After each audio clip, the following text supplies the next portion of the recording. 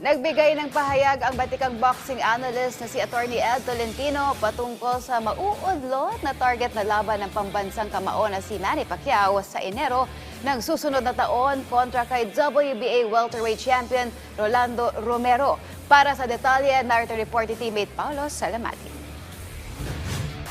Hello to all my boxing fans. I'm excited to let you know I will be returning to the ring January 24 in Las Vegas. I am looking forward to working with industry. It is going to be an exciting and special event. Stay tuned, more news to come on my opponent in the next few days. Thank you everyone. Matapos ang pag-aanunsyo ng pambansang kamao at International Boxing Hall of Famer na si Manny Pacquiao patungkol sa kanyang pagbabalik ibabaw ng ring sa January 24 ng susunod na taon sa Las Vegas, Nevada, may posibilidad itong maudlot dahil sa bagong anunsyo ng World Boxing Association o WBA. Nauna nang itinuring bilang first option si WBA welterweight champion Rolando "Rolly" Romero bilang kalaban ni Pacquiao, subalit inatasan ito ng WBA na depensa ng kanyang titulo laban sa mandatory challenger at WBA top contender ni si Shakram Giasov.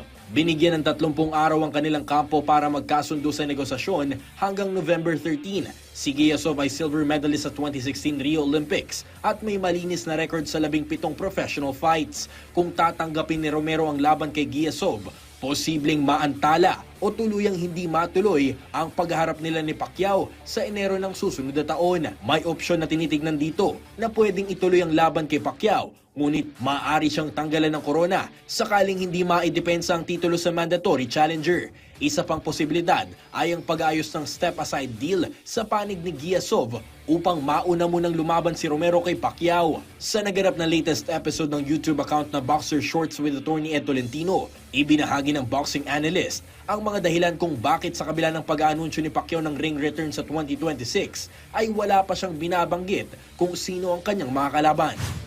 Number one problem na aking binanggit ay wala po sa top 15 rankings ng WBA welterweight division si Manny Pacquiao.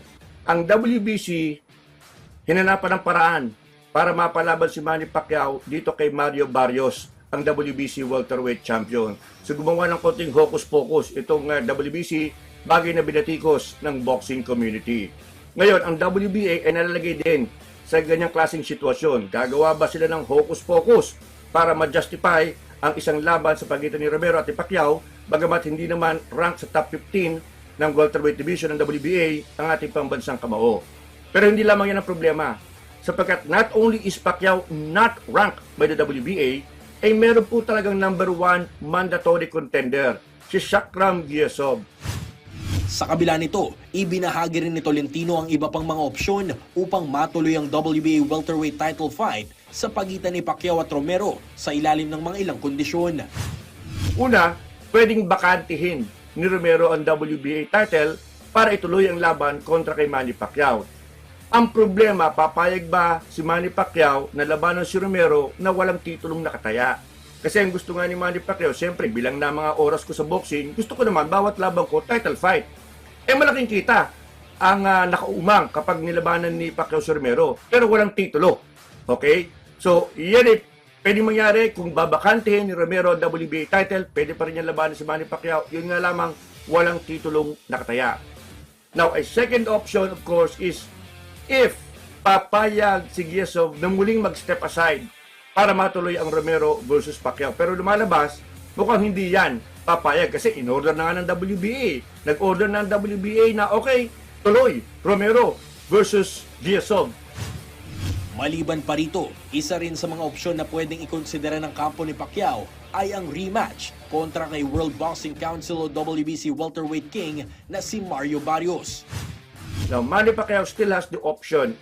Pwede siyang bumalik kay Mario Barrios sapagkat the WBC ranked Pacquiao number 1 after the draw with Barrios in July. So dito, rank number 1 si Manny Pacquiao. Walang problema, madaling ayusin yung laban.